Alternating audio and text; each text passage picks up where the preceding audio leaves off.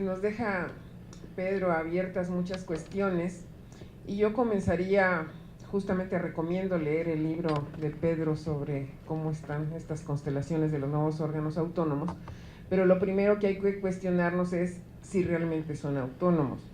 porque eso vuelve a llevarnos a la elección del legislativo. Depende. Y ustedes saben lo que causó este paso de Jimena Puente como candidata. Y el tema básico que tenemos en el fondo es cómo están funcionando los tres poderes. Y en el caso de los órganos constitucionales autónomos, cuando le ha tocado al Senado o cuando le ha tocado a la Cámara de Diputados hacer nombramientos, no siempre han estado ni en tiempo ni han sido idóneos respecto de el trabajo previo que debe demostrar la solvencia profesional de las personas nombradas. Independientemente de eso, por razones obvias, voy a pensar básicamente también en la labor del Poder Judicial, porque hasta ahorita había estado como ausente. ¿Y por qué es muy relevante? Porque a través del Poder Judicial, un trabajo del legislativo puede ser revisado a través de las acciones de inconstitucionalidad o las dudas de competencia entre esta federación que hoy tenemos tan compleja, quién le toca hacer qué, pues también la Corte lo va a determinar. Y creo que uno de los órganos constitucionales autónomos que está haciendo mejor su labor es la Comisión Nacional de los Derechos Humanos, porque ha estado muy pendiente de la revisión de lo que se está aprobando en las cámaras para promover acciones de inconstitucionalidad. Si vemos los números, nunca como hasta ahora la Comisión Nacional de los Derechos Humanos había tenido un papel tan importante como salvaguarda de la constitucionalidad de los actos que vienen del legislativo. Por esa razón creo que poner el foco en el Poder Judicial es muy importante y el nombramiento de los ministros también es muy relevante porque es una propuesta del Ejecutivo que se termina aprobando, aprobando en el Senado, y tenemos el cambio a final de año de un ministro, del ministro Cosío, y a principios del siguiente año la propuesta de sustitución de Margarita Luna Ramos. Y el Poder Judicial también es muy relevante saber quiénes lo integran. Por el otro lado, la otra parte del Poder Judicial, que sería el Consejo de la Judicatura Federal, por estas tardanzas en los nombramientos en el Senado de la República, va a implicar que se sustituya el siguiente año, en el 19, a los dos consejeros que nombra el Senado, pero también se sustituye a uno del Judicial y se sustituye al del Ejecutivo. Entonces vamos a tener 4 espacios en el 19 en el Consejo de la Judicatura Federal, que es una cosa muy relevante. Bueno, Arturo me había pedido, hice esta aclaración para continuar lo que Pedro estaba planteando, pero me había pedido Arturo que me enfocara más hacia el tema de los derechos humanos, que fue parte también con lo que cerró Pedro. ¿A qué me refiero? A que ha salido mucho el tema de la corrupción en los debates últimos, pero no ha salido tanto el tema de la desigualdad y el tema de los muchos Méxicos que somos, y cómo no estamos viendo, ni es parte de la discusión, qué pasa con los pueblos indígenas, qué pasa con todo el tema de las mujeres, qué pasa con los migrantes, ayer un poco, pero no con la profundidad que hubiéramos deseado. Y por eso hablaba Pedro de la necesidad de poner el foco en algo que es muy importante y que nos muestra por qué tenemos que tener un enfoque diferenciado. Y allí se mezcla con lo que escribí para este libro, que tiene que ver con el contexto internacional de los derechos humanos y cómo México se fue insertando paulatinamente sin que necesariamente hubiera sido una decisión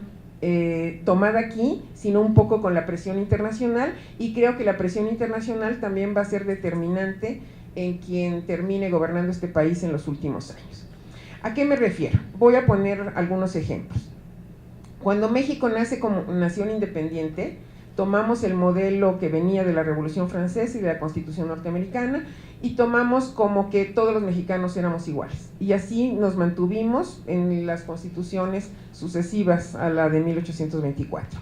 Llegamos a 17 con un solo tipo de mexicanos, sin diferenciar a nadie. Cuando viene el levantamiento del ZLN en 1994, es cuando nos cuestionamos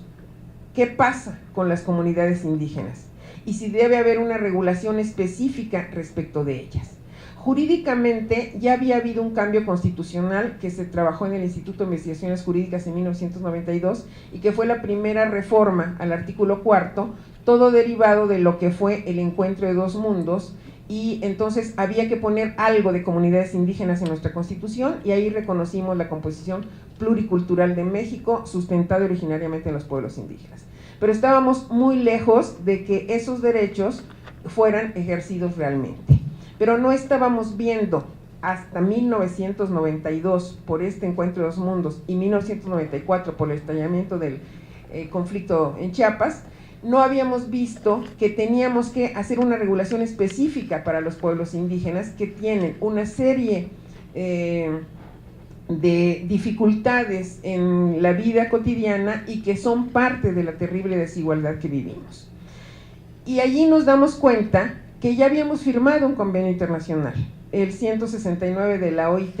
y que era un convenio que habíamos firmado prácticamente sin saber bien a qué nos estábamos comprometiendo. Hoy ya no pasa eso, pero en aquella época quien firmaba los convenios estaba separado del resto de la administración pública y de pronto teníamos un convenio que nos obligaba como país y que no sabíamos realmente su trascendencia.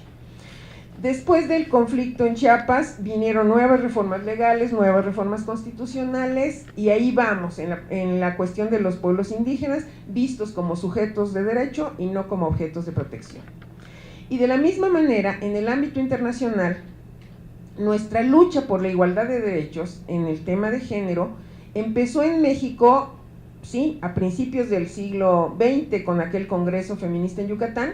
pero se fortaleció cuando se dio aquí el Año Internacional de la Mujer en el 75. Pero los derechos realmente de carácter político, los derechos económicos, sociales y culturales y todos los derechos realmente de ejercicio igualitario y pleno para las mujeres es algo mucho más reciente.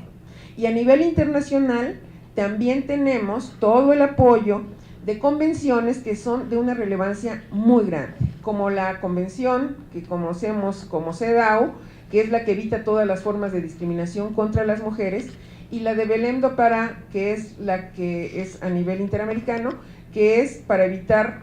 todas las formas de violencia contra las mujeres. Entonces, prácticamente, de acuerdo a lo que Arturo me pidió para la reflexión, yo les diría que México hace mucho, que por fortuna, ya no está aislado de un contexto internacional en el ámbito de los derechos, y que después de la reforma de 2011 sabemos que podemos traer el tratado internacional, la convención, a aplicar dentro de nuestro territorio sin que estemos en esa vieja añoranza de la soberanía o de las decisiones internas. Por esa razón yo sí veo y soy un poco optimista en que en lo que viene vamos a tener contrapesos de muchos tipos y donde el Poder Judicial va a jugar una parte muy importante,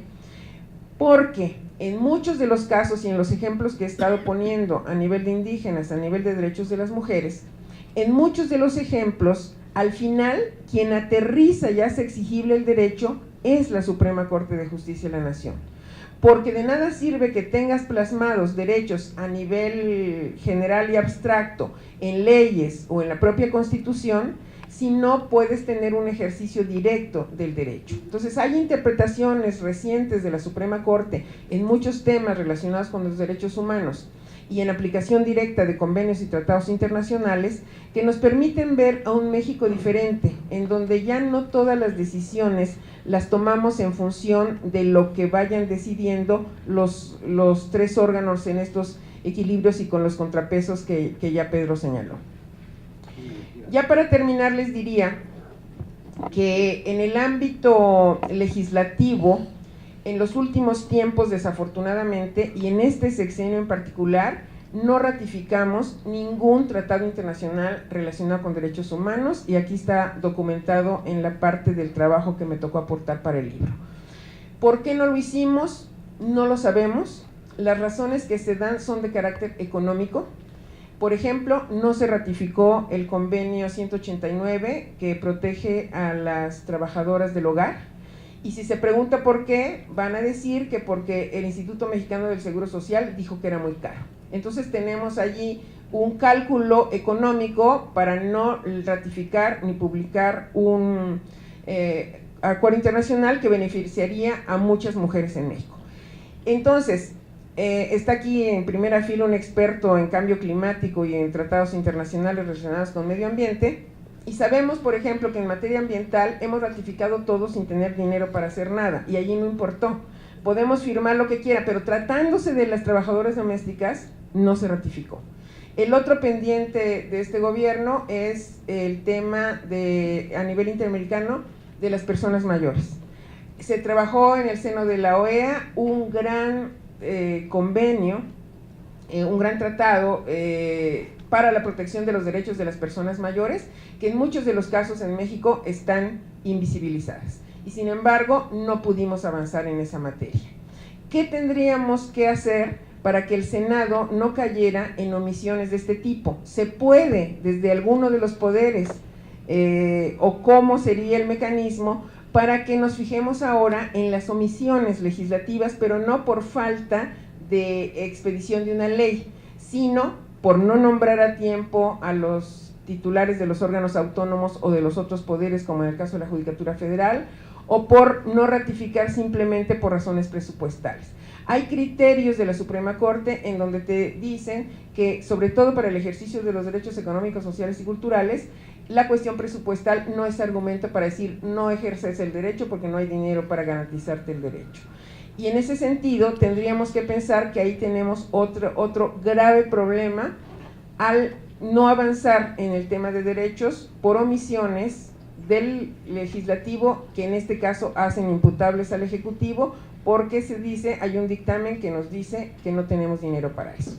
Cerraría pensando que las cuestiones van a ir cambiando mucho y muy rápido, y que por fortuna y para gusto de Arturo, pues México ya no está aislado del mundo. Muchas gracias.